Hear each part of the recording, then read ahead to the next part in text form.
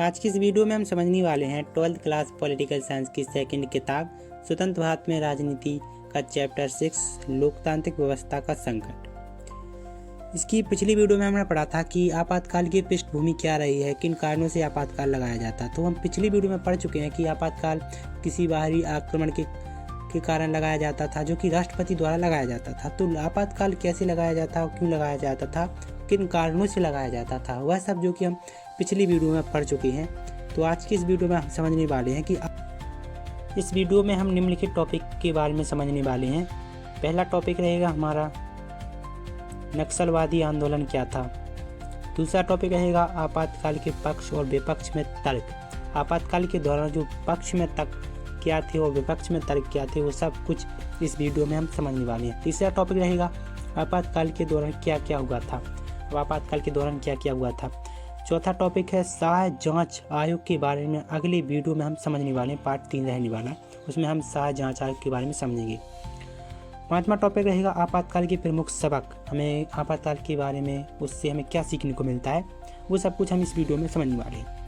तो आपातकाल के जो प्रमुख सबक हैं उससे हम क्या सीखते हैं आपातकाल के बारे में, तो वह सब इस वीडियो में हम समझने वाले हैं। तो इस वीडियो में हम निम्नलिखित टॉपिक के बारे में समझेंगे। तो अभी तक आपने हमारी वीडियो को लाइक नहीं किया तो लाइक कर लीजिएगा और चैनल को सब्सक्राइब कर लीजिएगा, ताकि आने वाली वीडियो का नोटिफिकेशन चैनल के माध्यम से आपको प्रोवाइड किया जा सके। तो आगे शुरुआत करते हैं हम। अब नक्सलवादी आंदोलन क्या था।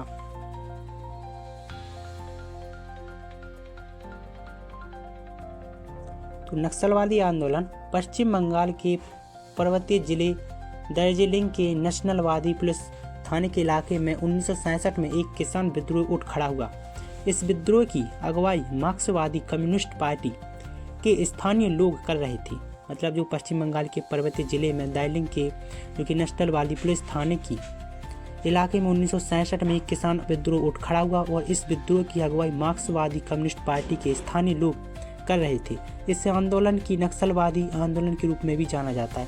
इसी आंदोलन को हम नक्सलवादी आंदोलन के रूप में मानते हैं और जाना जाता है।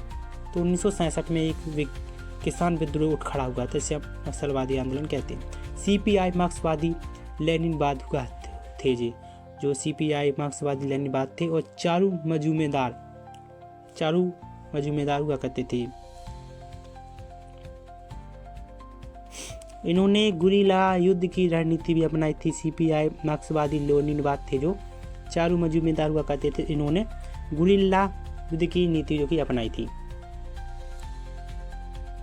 बात करते हैं हम नक्सलवादी आंदोलन ने धनी भू स्वामियों से बलपूर्वक जमीन छीनकर गरीब और भूमिहीन लोगों को इस आंदोलन के समर्थक में अपने राजनीतिक लक्ष्यों को हासिल करने के लिए हिंसक साधनों के इस्तेमाल के पक्ष में दलील देती थी। तो नक्सलवादी आंदोलन ने धनी भूस्वामित्व से बलपूर्वक जमीन छीन ली और गरीब और भूमिहीन लोगों को, ठीक है, इस आंदोलन के समर्थक अपने राजनीतिक लक्ष्यों को हासिल करने के लिए हिंसक साधनों के इस्तेमाल के पक्ष में दलील देते थे। लिहाज 9 राज्यों से लगभग 75 से 100 जिले नक्सलवादी हिंसा से प्रभावित हुआ करते थे। नक्सलवादी आंदोलन की प्रमुख मांगे क्या थी। नक्सलवादी जो कि आंदोलन चला था उनकी प्रमुख मांगे क्या थी।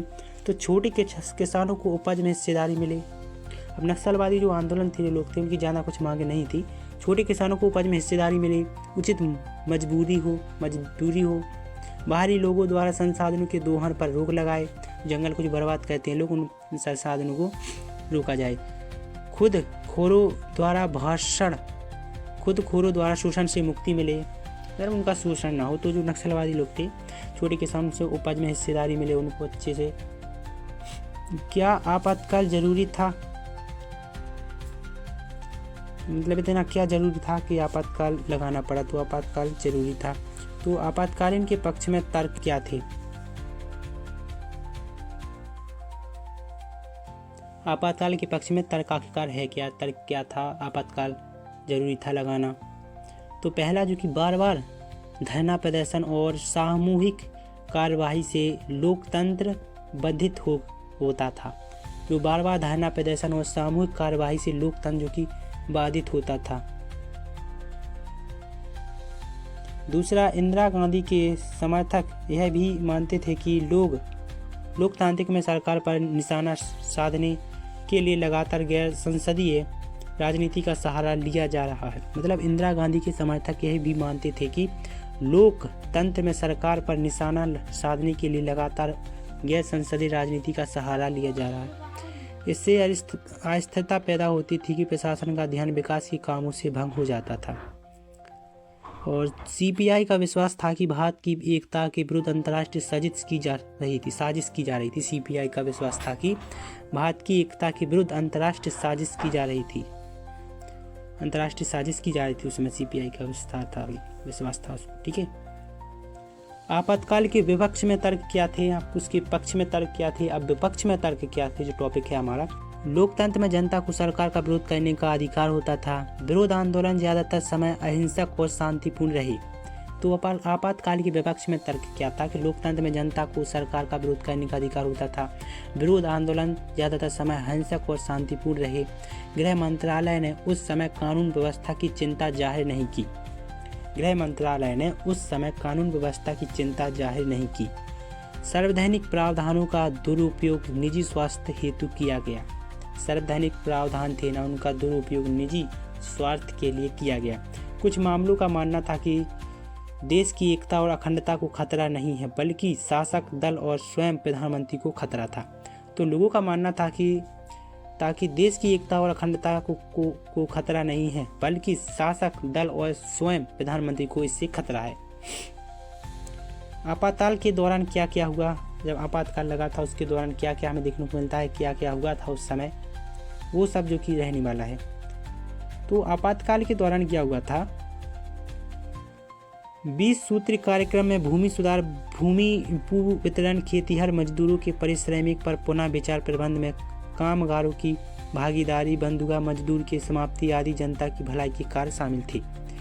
तो आपातकाल के दौरान 20 सूत्री कार्यक्रम में भूमि सुधार, भू पुनः वितरण, खेतीहर जमीनों मजदूरों के पारिश्रमिक पर पुनः विचार, प्रबंध में कामगारों की भागीदारी, बंधुत्व मजदूरों की समाप्ति और संपत्ति आदि जनता की भलाई के लिए कार्य किए गए थे। विरोधियों को नजरबंद कानून के तहत बंदी बनाया गया था। विरोधियों को नजरबंद कानून के तहत जो कि बंदी बनाया गया था। मौखिक आदेश से अखबारों के दफ्तरों की बिजली काट दी गई थी। इंदिरा गांधी के समय जब आपातकाल लगा था तो मौखिक आदेशों से अखबारों के दफ्तरों की बिजली काट दी गई थी। दिल्ली में इज्जी बस्तियों को हटाने तथा जबरन नसबंदी जैसे कार्य भी किए गए थे। इंदिरा गांधी के समय दिल्ली में झुग्गी और बस्तियों को हटाने तथा जबरन नसबंदी जैसे कार्य भी किए गए थे। आपातकाल के सबक कौन कौन से रहे हैं, तो आपातकाल के दौरान जो आपातकाल लगा था उससे हमें क्या क्या सीखने को मिलता है। तो भारत से आपातकाल को विदा कर पाना मुश्किल था। भारत से आपातकाल को विदा कर पाना काफ़ी मुश्किल था। भारत से आपातकाल को विदा कर पाना मुश्किल था। दूसरा है आपातकालीन प्रावधान में सुधार। तो आपातकालीन प्रावधान में सुधार कैसे लाया। भारत से आपातकाल को विदा कर पाना मुश्किल था। दूसरा है आपातकालीन प्रावधान में सुधार। तो आपातकालीन प्रावधान में सुधार कैसे लाया। तीसरा है नागरिक अधिकारों के प्रति जागरूकता बढ़ी। नागरिकों के प्रति, उनके अधिकारों के प्रति जागरूकता बढ़ी। आखिरकार जब आपातकाल लगा तो उसके सबक क्या क्या रहे, तो उसके सबक मतलब उस आपातकाल के दौरान लोगों ने क्या क्या सीखा। तो भारत से आपातकाल को विदा कर पाना मुश्किल था। आपातकालीन प्रावधान में सुधार आया। नागरिक अधिकारों के प्रति जो कि जागरूकता बढ़ी, लोगों के प्रति जागरूकता बढ़ी, अपने अधिकारों के प्रति जागरूकता बढ़ी। आपातकाल से बहुत कुछ सीखने को भी मिला है। तो आज की वीडियो में इतना ही।